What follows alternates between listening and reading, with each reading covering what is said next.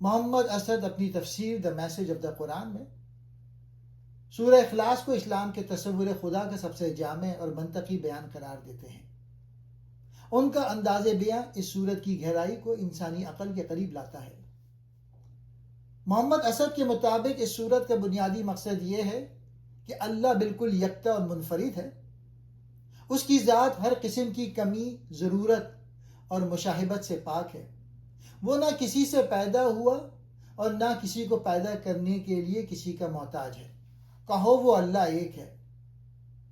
احد کا مطلب صرف ایک نہیں بلکہ بالکل یکتا اور بے مثال ہے، یعنی اللہ کی ذات میں کوئی شریک یا ہم مثل نہیں۔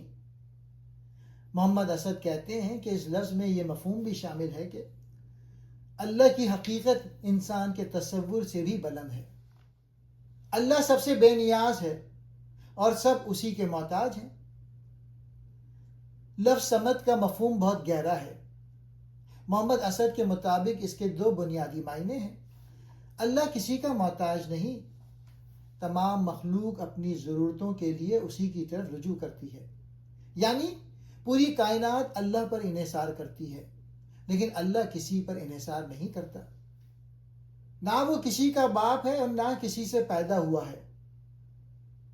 محمد اسد کے مطابق یہ آیت ان تمام غلط عقائد کی تردید کرتی ہے جن میں اللہ کے لیے بیٹا یا اولاد مان لی جاتی ہے یا اسے کسی نسل یا خاندان سے جوڑا جاتا ہے۔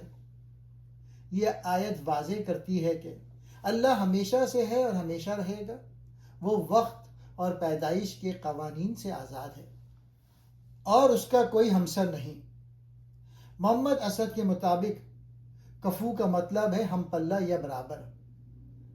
اس آیت کا مطلب ہے کہ کائنات میں کوئی چیز اللہ کے برابر یا اس جیسی نہیں، یعنی نہ کوئی طاقت، نہ کوئی ہستی، نہ کوئی تصور۔